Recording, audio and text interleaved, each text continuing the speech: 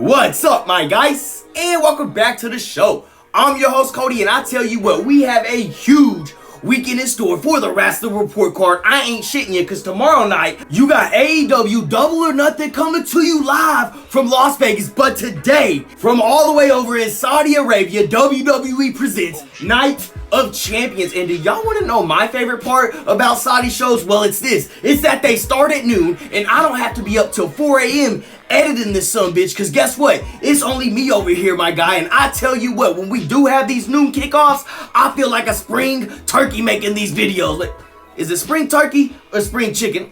I don't know, man. But anyways, enough of the foul talk. Yeah, I need to keep my day job, I know. For those of y'all that are new to the show, what we do here is I take a wrestling show. I break down every match. I give them each a letter grade, and at the end, I tally them sumbitches up, and I give that show its own report card. And like I said, tonight, we're talking WWE Night of Champions. And for the first time in WWE history, there will be 3 main events tonight. As first, you got Seth Rollins taking on AJ Styles to be the first ever World Heavyweight Champion. Then, you got Brock Lesnar for the second time going one-on-one with Cody Rhodes. And in the main event, you got Kevin Owens and Sami Zayn going up against Roman Reigns and Solo Sikoa featuring the Usos. Hold up, I'll be back. Siri, what is WWE's return store policy? Cause I got a few things in my trash bin I need to go ahead and try to get some money back for, even though they ain't worth a damn. And I tell you what Roman Reigns is gonna do to his family is gonna make Sissy Saint from Snowfall look like a freaking Build-A-Bear, my guy. And as y'all can tell, we got a lot to talk about. I need to decompress. So without further ado, go on and buckle up. It's gonna be a bumpy ride, and let's get to grading, my guy. And tonight we kick this sumbitch off with Seth Rollins going one-on-one with AJ Styles. Yes, you heard that right, as they meet up in the finals of a star-studded 12-man tournament to become the first ever World Heavyweight Champion in the WWE. And first things first, I just gotta say that the fact that AJ Styles just came fresh off a 4-month hiatus due to an injury and still came out here and tore the house down with Seth like that, my guy. Now, ironically, during the match, Seth ended up hurting his knee, so AJ quickly put that sumbitch in the calf crusher, followed that up with a pedigree, and oh, how the turntables have turned, brother, I tell you what. Next thing we see is AJ Styles getting set up for the phenomenal forearm, but Seth countered. He went for the stomp, but that damn leg gave out, so Seth ended up hitting him with the pedigree instead, and with AJ Styles down, Seth mustered up enough streak to finally hit the stomp, and ain't nobody, except Omos,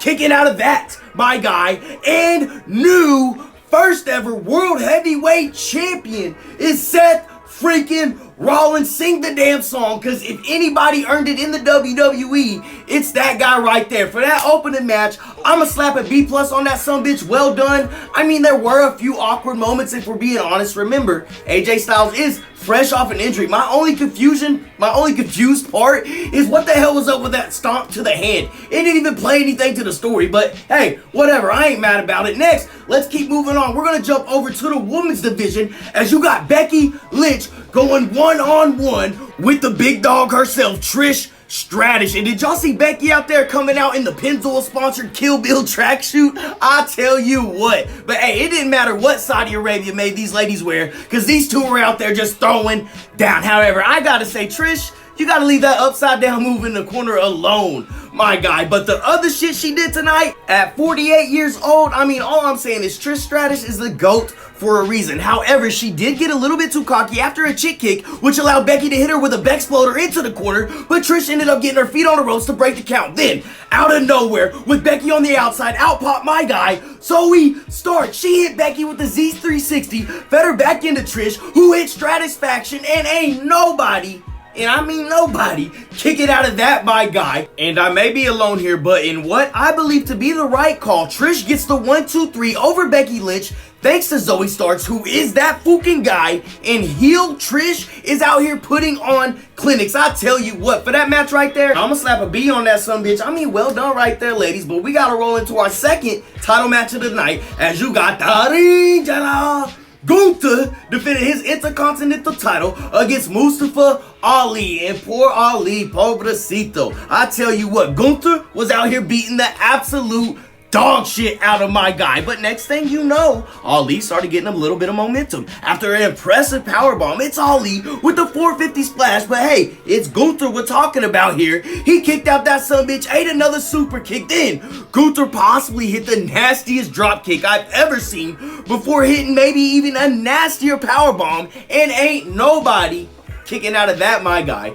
Gunther picks up the 1-2-3 and remains your Intercontinental title. That was a solid match right there. You know Ali's gonna put on a good show, especially over there in Saudi. You know the crowd was loving him. But for that match right there, I'ma slap a B on that sumbitch. Now let's jump back over to the women's division as you got Bianca Belair defending her Raw/SmackDown women's title against Asuka. And I'll be honest, this match was a little bit too long, but still, what a match. Now, Bianca was able to dodge the mist once, but then Asuka just spit it all over her hands. Bianca didn't know, so she went and grabbed her, put her in the position for the KOD, and with the ref in a blind spot, Asuka just started rubbing that mist in her hands all over Bianca's eyes, and before you could say EST, Asuka hit back-to-back kicks, made the cover, keeping her hands all over Bianca's face, and new Raw/SmackDown Women's Heavyweight Champion is Asuka. Now, I gotta admit, as much of a Bianca fan as I am, that was the right call right there. And again, I think the match almost went 18 minutes.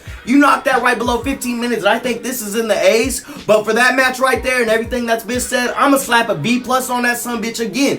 Well done, ladies. Now let's keep in the women's division. Is up next. You got the other Raw/SmackDown Women's Champion, Rhea Ripley, going one-on-one with Natalya. And yeah, this went down exactly as it should have. After about a 90-second mauling, Rhea hit the Riptide, and ain't nobody kicking out of that, my guy. Rhea remains your Raw/SmackDown Women's Champion and gets the 1-2-3. I'ma slap a B- on that sumbitch. That was about as good as a squash match as you could do.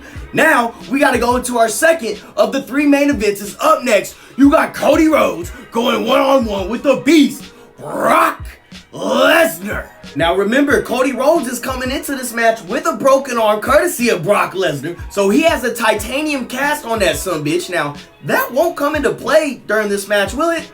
Nah. Anyways, we kick this thing off, and Brock Lesnar is just laying it onto Cody Rhodes. I tell you what, I feel like I needed the count in here to count all these suplexes Brock hit Cody with.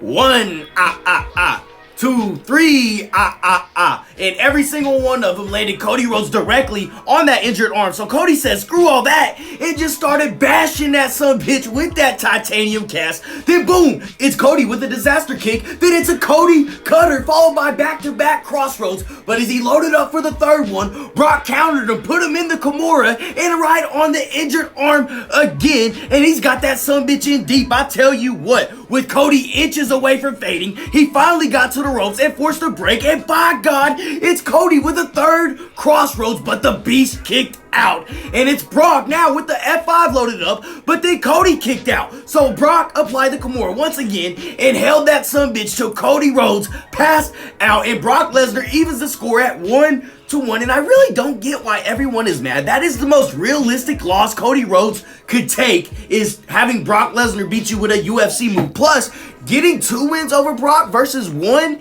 is just that much more impressive. And what do you know? What do you think the third stipulation will be? I hope it's like Hell in a Cell. That would be lit. A tables match. I don't know. Anything Cody Rhodes, Brock Lesnar. Let's go ahead and get 3 matches out of it. For that right there, I'ma slap an A- on that sumbitch. I really enjoyed the finish right there. But hey, that's enough of the talk, because it's time for the main event. Reaching his 1,000th day as your WWE Undisputed Champion, Roman Reigns is teaming up with Solo Sikoa to take on the tag team champs, Kevin Owens and Sami Zayn. Now remember, once again, the Usos will not be accompanying the Tribal Chief to the ring. Now, even though I can't stand that rat-faced bastard Sami Zayn, as Paul Heyman called him, watching Sami Zayn make his entrance into an arena in Saudi Arabia for the first time, I mean, that was just awesome to watch. I can't lie about that. But enough of all that sappy shit. It's time for Roman Reigns to whoop some ass. And that he came out and did. I mean, at one point, after eating 2 weak-ass chops from Sami, Roman straight cold-cocked his ass, wiped his own chest off, and said, oh, you think you the nature boy now? And I tell you what, ain't nobody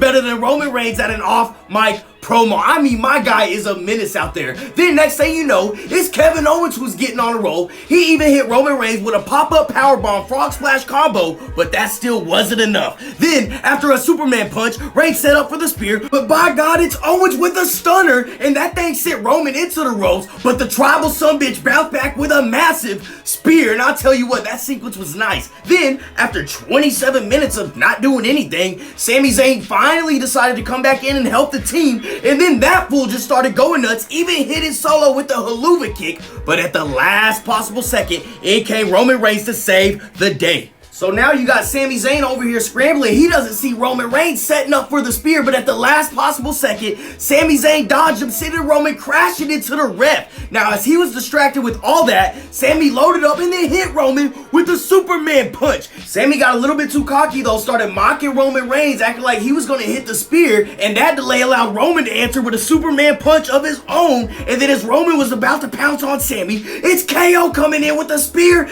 out of nowhere, but the ref is still down, so out come the Usos to lay waste to KO and Sami, but due to some miscommunication, the Usos ended up accidentally super kicking Solo, and of course, that's all that Roman Reigns saw, and I tell you what, he's angry, and damn it, it's happening. The unraveling of the bloodline begins. Roman ended up getting in the ring and just started shoving Jey Uso all around the place, when next thing you know, Jimmy Uso super kicks the tribal chief, then grabs Jey Uso and says, "Nah, I'm gonna do what you should have did a long time ago." And then by God, he super kicked Roman Reigns again. And with Jey Uso just standing there, Jimmy's like, "Hey, we gotta go. We gotta go." Then back in the ring, it's KO with a stunner on a Solo. And then in came Sami Zayn flying in with the haluva kick. He makes the cover, gets the 1, 2, 3. And Kevin Owens and Sami Zayn end up beating Roman Reigns and Solo